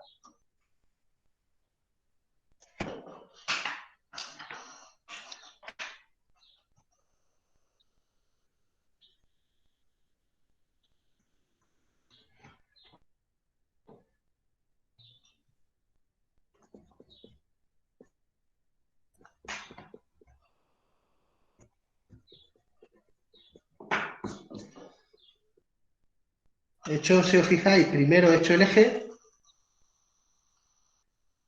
he hecho las 3 hojas y he hecho la espiga.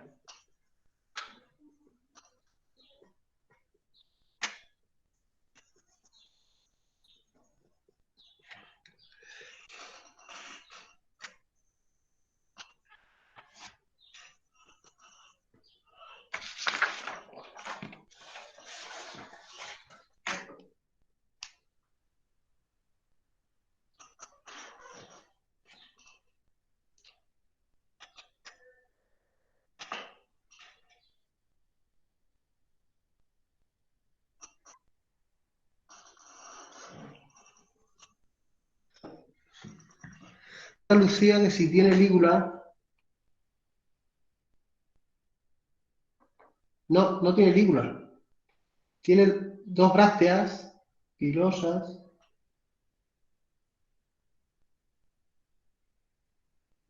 pero lígula no le veo. Por lo menos no le... A ver.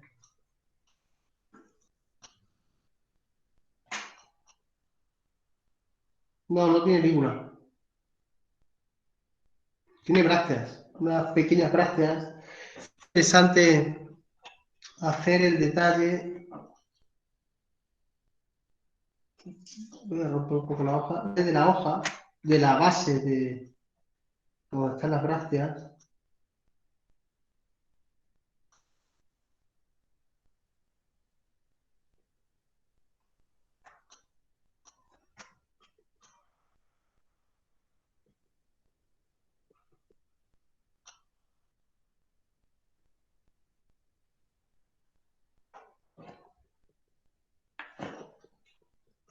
Y esto pues nos va a aportar mucha información sobre la especie.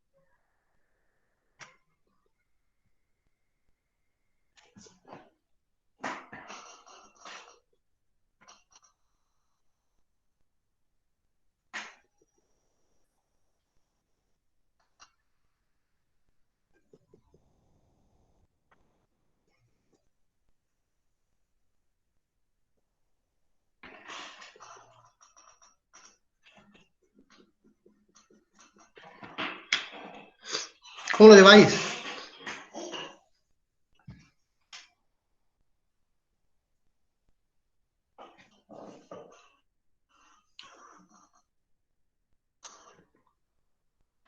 Ah, genial, que lo llevéis todo bien.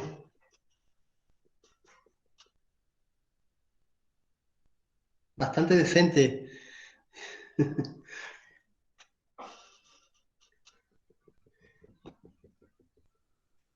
No sé si le estáis dando o no.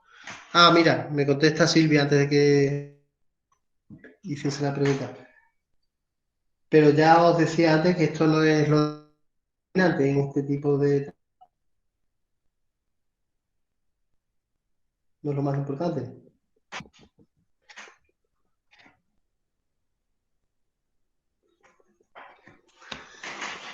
Quedan 10 minutos para finalizar, lamentablemente. Bueno, no sé cómo lo ves, Cecilia, si seguimos. Nos quedan, creo, recordar que nos quedan elementos como la pluma de cécalo y la rama del oro. No sé si lo veis factible o recapitulamos un poco y vemos si ha habido dudas y enseñamos algunos de los trabajos. Las dudas, no sé si queda alguna pendiente por resolver, porque hemos ido resolviendo algunas sobre la marcha, pero si alguien quiere plantear alguna pregunta, puede ser ahora el momento y depende. Si no hay muchas dudas, podemos seguir con las plumas. Comenta también Silvia. Isabel dice, genial, me está encantando. El consejo de por dónde empezar el dibujo me ha ayudado mucho, es verdad. Hay que hacerse un esquema mental, creo, con el eje de una planta o el eje del animal, buscar un poco las proporciones. No soy una experta, pero solo aficionada, perdón. Vale, de todas maneras yo creo que Vale, pues pasamos a las plumas si queréis. Yo aquí he puesto corriendo el nombre de la planta, que es Ordeum murinum. Uy, dice Isabel que si puedo volver al árbol, claro. El árbol es el almé, que es este, no sé si lo veis bien. He intentado pues darle, plasmar la forma general del árbol, y la estructura básica de una manera muy esbozada, las ramas. Primero lo he hecho con lápiz, he hecho el contorno más o menos aproximado que he visto yo que puede tener, y he hecho, como os decía, los ejes principales de las ramas, y después ya con el boli le he ido dando ya la forma del detalle. Lo que me interesa aquí, aparte de que sí, que también es muy interesante saber cómo nos enfrentamos a realizar un árbol, una hoja, una pluma o un caracol, es a las pautas que tenemos que seguir para hacer un cuaderno de campo decente, que son esas pautas de recopilar la información que tenemos, plasmar los detalles antes que lo distinguir de otro, registrar toda información como la fecha, el lugar, que nos puede ser de mucha utilidad cara a contextualizar en el futuro los registros que hemos hecho en el campo.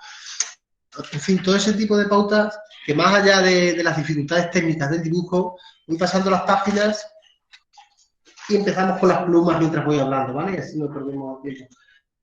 Tengo aquí varias plumas. Una es una primaria de cernícalo vulgar, otra es una secundaria de cernícalo vulgar y esta es una caudal. Podrían ser cernícalo primillo también, pero bueno, yo creo que son de vulgar. Dice, me ha servido mucho el taller, ahora probar en el campo. Muchas gracias, Manolo, y al equipo de BioBlin. Me tengo que ir, un saludo, nos vemos pronto. Muchas gracias a ti, Sara. Gracias por haber estado con nosotros, de verdad. Gracias por vuestra participación, de verdad. Mientras voy dibujando las plumas, sí, a las plumas las voy a reducir de escala, igual que la mayoría de las cosas. Las hemos ampliado de escala, hasta las voy a reducir para que me quepan bien. Entonces voy a empezar, por ejemplo, por la caudal y con el truco de siempre. Aquí hay una línea que me sirve de eje, que es la línea principal de la pluma, y a partir de ella, pues ya voy trabajando. Aquí sí que me interesaría un elemento como son las plumas de ave, bueno, las plumas de ave, vaya redundancia, como son las plumas, es utilizar los colores, porque los colores sí me van a servir muy bien para plasmar una cosa que me distingue una especie de otra, una pluma de otra. Entonces lo que os decía, que más allá de la técnica de dibujo, o de la habilidad, o de la destreza que tengamos, o de los trucos, o de los recursos, lo que me interesaba a mí que nos quedase claro era eso, las pautas para organizar y para encajar un cuaderno de campo que quedase bonito, práctico y al que le podamos dar uso cada vez que salgamos al campo.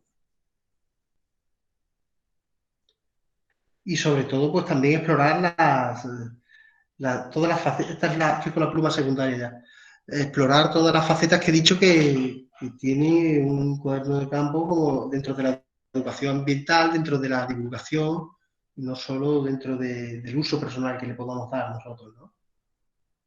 Estoy dibujando los contornos sin centrarme en el detalle.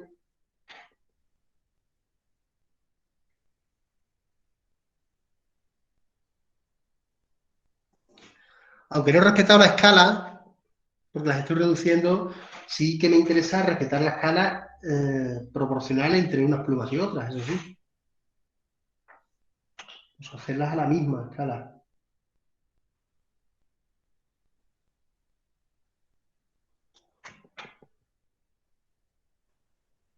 Estoy con grafito y con el grafito, antes de entrar al boli o al color,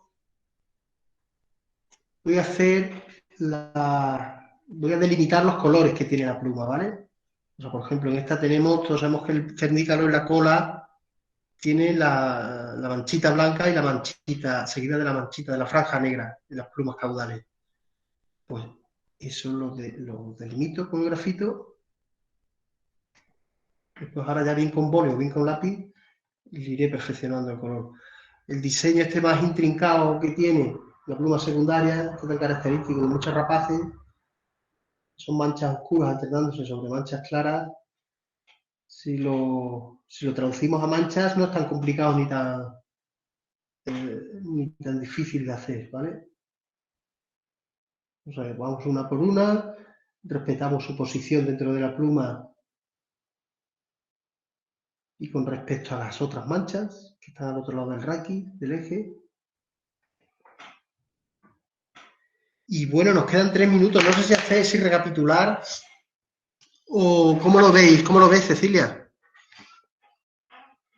Creo que ya lamentablemente tenemos que ir despidiendo. ¿Podemos recapitular lo que hemos aprendido o sí, a lo mejor resumir un poco las líneas de la técnica o algún consejo que nos quieras dar? También recordar e invitar que vas a impartir un curso en la universidad, en el aula de cultura, el día, eran el sí. 28, a fin de mes. Sí. En esos días voy a intentar poner la cámara para que se me vea la cara. En esos días vamos a ver vídeo aquí. Vamos a impartir, serían los días, ahora te lo digo, si se pone la cámara. Vamos a dar un taller un poco más relajado, los días 28 y 30, serían jueves y sábado. Vamos en el que nos vamos a poder recrearnos un poco más y hacerlo de manera más relajada, y esto ha sido un poco rápido, ¿no? Esto ha sido una aproximación. Con el taller que vamos a dar a esa semana, la semana esta que digo, pues vamos a extendernos y a desarrollar un poco más esa introducción. Recapitulando, os decía que un cuaderno de campo tiene muchas facetas, muchas utilidades, puede ser muy estimulante. No sé si me veis ahora la cara o seguís viendo el cuaderno de dibujo. Sí, te vemos a ti perfectamente. Ah, qué bien, genial, que yo no me veo. Puede ser muy estimulante, puede ser además útil, es fácil. Fijaos con qué instrumentos se puede hacer un cuaderno de campo. O sea, es que todos tenemos estos, o podemos tener estos instrumentos. Podemos pasarlo bien y puede ser una herramienta extraordinaria de divulgación de plasmar y guardar el conocimiento y nuestras experiencias en el campo y también en el terreno de la educación ambiental. Yo creo que tiene unas posibilidades maravillosas, no solo de satisfacción personal de tener nuestro propio cuaderno de campo. Hay cuadernos de campo que acaban convirtiéndose en verdaderas joyas, ¿no? Por la minuciosidad y por la virtuosidad de quien los hace. A lo mejor no tenemos que esperar a tanto, no tenemos que aspirar a tanto, pero sí podemos convertirlo en herramientas, como os digo, muy útiles y muy gratificantes. Solo deciros que espero que lo hayáis pasado bien y infinitas gracias por haber formado parte de este taller y por haber estado ahí y por ser tan paciente con mis fallos tecnológicos también. Por favor, muchísimas gracias a ti, ha sido realmente un placer, aprendemos muchísimo y sobre todo es un estímulo y una fuente de inspiración para ponernos con los lápices y salir por el campo con nuestros cuadernos. Así es que vamos cortando. Lamentablemente tenemos que despedirnos aquí. Muchísimas gracias nuevamente, Manuel, y gracias a todos por participar. Cortamos. Gracias a vosotros. Y que los demás que hayan inscrito en las demás salas, que se vayan entrando en sus respectivas salas. ¿De acuerdo? Continuamos con la actividad. Muchas gracias, Manuel. Hasta pronto. Muchas gracias. Un abrazo. Adiós. Hasta pronto. Adiós.